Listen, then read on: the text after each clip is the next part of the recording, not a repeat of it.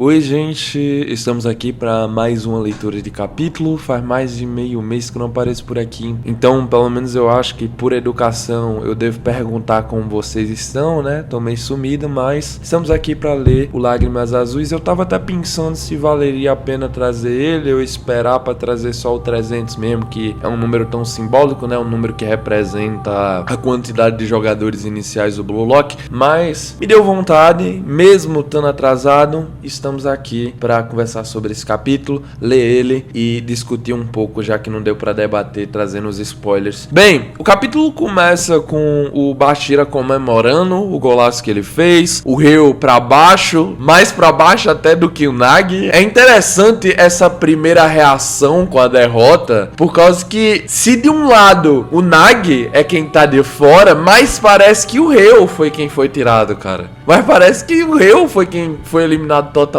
O que me estranha, eu acho, por causa que eu não vejo o Nagi numa situação contrária ficando tão triste com o Ryo ficando de fora, tá ligado? O Ryo sente muito mais. Se fosse pra chamar esse relacionamento dos dois de realmente um relacionamento amoroso, daria pra se dizer que ele é o sentimental da relação, né? Enquanto o Nagi fica só de boa quase sempre. Bem, temos logo em seguida o Nanase percebendo que conseguiu, se emocionando com essa situação, mas a princípio eu acho que por essa reação fica meio na cara que nem ele acredita muito nessa realidade. É uma situação que não estava nem na cabeça dele conseguir, porque a performance dele não tinha se encaminhado para algo que fosse capaz de fazer com que ele ficasse no top 23. Acho que ver essa reação dele meio que declara de uma vez por todas, né, para quem ainda tinha dúvida, realmente foi forçação de roteiro. Nem o próprio personagem acredita que conseguiu passar. O Heishi comemora ter ficado, o Zantetsu também, o Kiora dá um suspiro leve ali, pô, fiz pouca coisa, mas deu pra garantir. E nós temos agora a lista totalitária dos 36 jogadores que tinham vindo pra Liga Negra Egoísta, agora sendo mostrada pra nós. Nós temos todos os valores demonstrados, tintim por tintim. Nagi com 24, Tokimitsu com 22, Hayate com 20, Nioh com 18, Darai com 15, Hiragi com 11, o Anima com 8.2, Himizu com 7, Raiji com 6, Shou com 5, o Akatsuki com 5, Kitsunezato com 4, Nishioka com 3 e o Igarashi com 3. Nishioka foi tão hypado pra nada, hein, galera? Tão hypado pra nada, mas pelo menos o Burichinha conseguiu um valor aí. E no final das contas, esse capítulo é um capítulo sobre isso, né? Frustração. Nós vemos muita gente chorando, basicamente vários jogadores ali da Sub-20, ou pelo menos da antiga Sub-20, reagindo aos seus valores e ficando frustrados, ficando decepcionados por não conseguirem ter se mantido. Temos até no finalzinho ali o nosso eterno banco, né, do Basta de München, só quieto, calado, não tem nem como ele se decepcionar reagindo no ranking, porque ele nem jogou pra começo de conversa, né? Ele não teve nem a capacidade de conseguir uma vaga de titular, ou pelo menos uma chance de entrar durante as partidas do Basta de München. No final das contas, é isso, ok, gente? O Igarashi tava triste, tá chorando, mas ele vê que ele conseguiu o seu valor. A ideia que o Isagi deu lá no arco inicial de construção, pra esse momento que chegamos agora, né? Teve realmente algum resultado. O ego do Burichinha era não voltar pro templo. Ele conseguiu os 3 milhões de ienes. Então, em teoria, se ele assinar esse contrato, ele estará indo para o clube que decidiu dar essa oferta. Ele não vai voltar pro templo. Deu tudo certo pro Gurima. Eu diria até que de todos os que começaram a Liga Negra Egoísta e terminaram agora, ele é o com o resultado mais satisfatório, tá bom?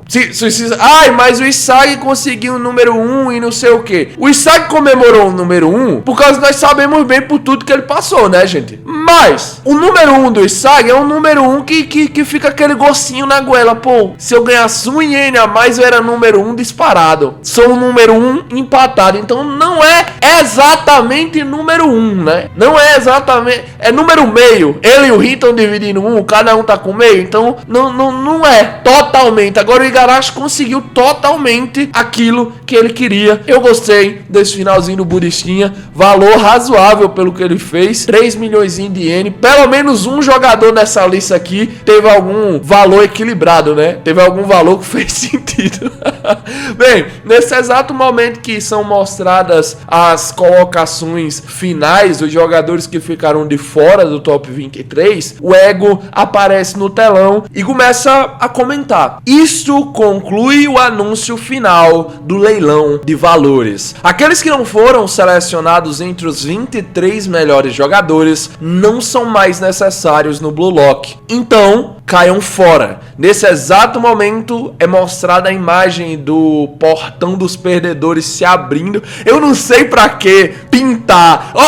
Tudo bem eliminar a galera e etc, mas bora falar a verdade, o Ego gosta da maldade, né não, cara? O Ego gosta da maldade, porque o cara gasta tempo pedindo pra alguém ir lá e pintar o portão, escrevendo direitinho, pô, portão dos perdedores, saída e não sei mal o que. É porque o cara gosta de ver os outros sofrendo, não leva mal não, tá bom? Isso aqui, esse momento aqui é criado totalmente por puro entretenimento. Você vai perceber pelas palavras dele que é tudo direcionado a criar uma atração pro público, não só pra nós, mas eu digo da perspectiva do mundo de Blue Lock. Tá tudo isso sendo transmitido pros telespectadores do mundo inteiro que assinaram um serviço de assinatura. E cara, eu acredito que sim, de certa forma o Ego tá criando essa tensão, meio que quase que seguindo um roteirozinho pra que possa proporcionar mais entretenimento pro público, ok? É como eu enxergo, pelo menos. Ele manda os meninos caírem fora e o Isagi, meio como se achasse que tem alguma palavra ali dentro, fala: ei, não, por favor, Ego-san, ele... Porque o Nagi não foi escolhido. Aí o Ego com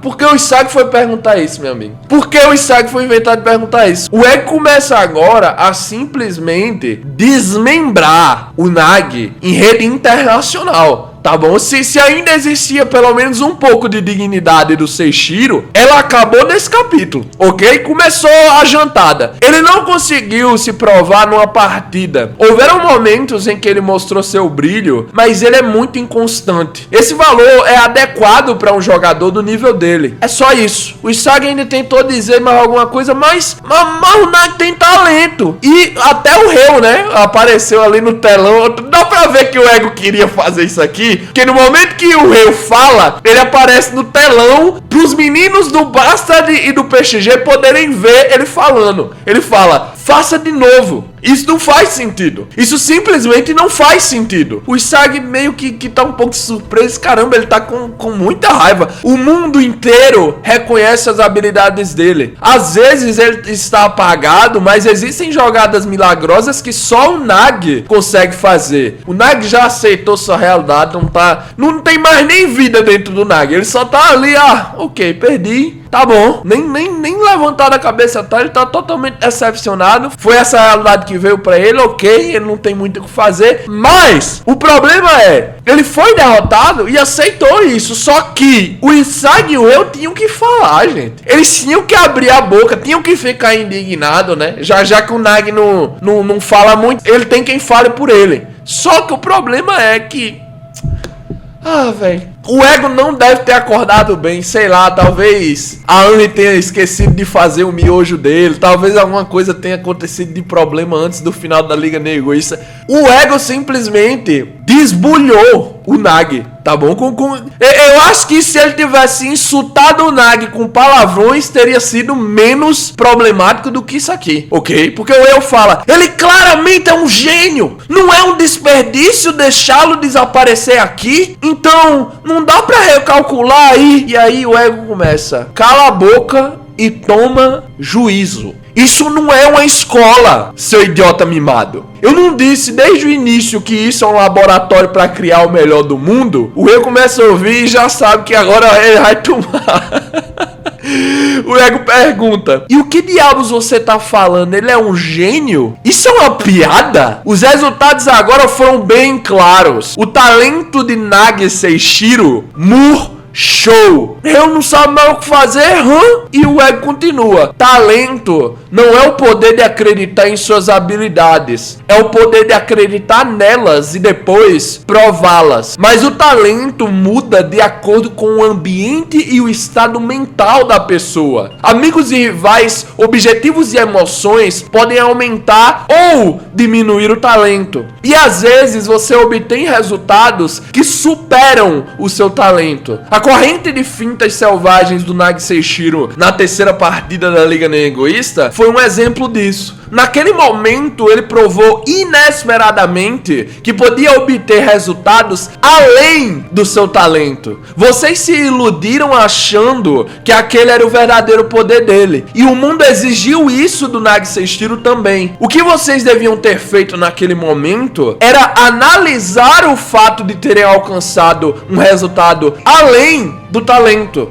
Mas o maior erro foi deixar aquele gol convencer o Nagi de que ele havia alcançado seu sonho de derrotar o Isagi hoje. Você sabe qual é a maior causa de um talento murchar? A perda de esperança, talvez? O desespero? O medo? Não, não é nada disso. É a satisfação. Numa página que me lembrou muitíssimo o Kaneki em Tokyo Ghoul, o ego ajeitou seu óculos, simplesmente tapando de uma vez por todas o caixão. Ele ainda não tinha de verdade o que era preciso para vencer Isagi Oshi, mas acabou vencendo por acaso. Seu desejo foi saciado e um animal de barriga cheia esquece como se caça. Aquela chama não voltará mais. Naquela partida ele devia ter lutado até o fim por conta própria. Não importa o quanto doesse. Mesmo que perdesse, ele deveria manter a chama do seu ego acesa. A escolha de formar um time com você matou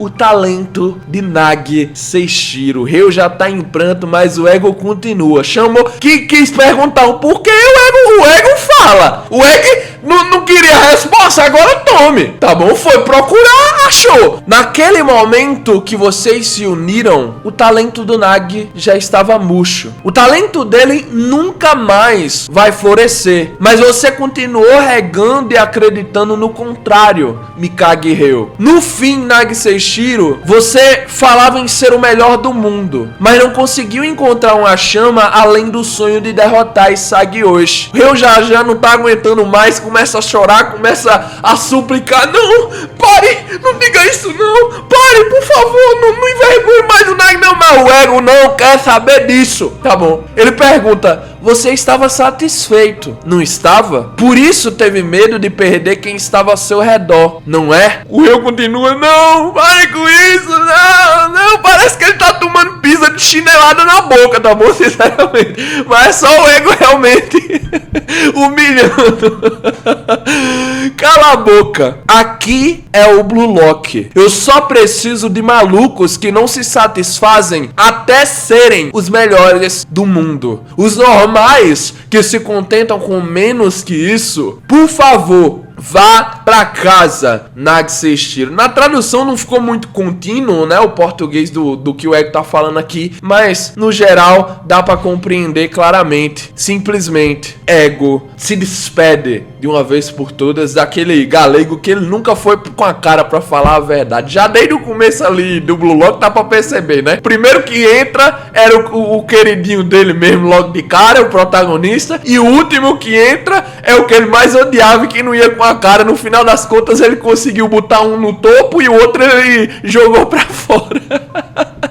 O Ryo tá limpando ali as lágrimas que não param de sair e o Nagi fala: ei, Ryo. Ryo olha assim com a cara meio chorosa, continua lacrimejando e ele conclui: só que quando ele vai terminar de falar, o capítulo é finalizado, pessoal. Sim, o capítulo 299, Lágrimas Azuis, acaba nesse exato momento do Nagi se pronunciar, do Nagi talvez fazer seus agradecimentos finais. Nós sabemos que os próximos anos não haverão Seishiro dentro da obra principal, mas ainda assim, que capítulo esquisito, é o que eu diria, tá bom? Um capítulo inteiro pra humilhar o Nagi. Eu acho que ele já tinha, vamos dizer assim, saído por baixo pra caramba no final desse ranking. Nós não precisávamos de um capítulo pra debulhar ele na porrada, tá bom? Era só o Ryo ter ficado chorando calado, o Isagi não ter falado nada também, mas tinham que cutucar a ferida, né? Tinham que trazer o lado entertainer do ego pra jogada. Ele aproveitou aqui, boy, pra criar entretenimento. É o único motivo que explica pro ego passar simplesmente o bastante pra ter um capítulo inteiro dele xingando o Nagi, é porque ele queria realmente entreter os telespectadores do Blue Lock. Nada mais, nada menos, ok? Nada mais, nada menos. No final das contas, é isso, ok? Humilhação total e final de muitos dos jogadores aí que ninguém ligava no final das contas sendo decretado, acontecendo, ok, gente? O capítulo foi esse. Desculpa se eu enrolei um pouco. As próximas análises eu pretendo realmente permanecer naquele estilo mais curto, e aí a cobertura de spoilers fica um pouco mais longa, com comentários a mais profundos sobre os tópicos e etc, tá bom? É dessa forma que eu tô imaginando para conseguir dividir as conversações sobre cada um dos capítulos de agora em diante. De toda forma, amanhã eu acho que nós trazemos as previsões, mas na segunda tem os spoilers do capítulo 300, que inclusive é o último capítulo desse mês, e é isso, ok? Nos vemos aqui, lá. Tamo junto, valeu, falou e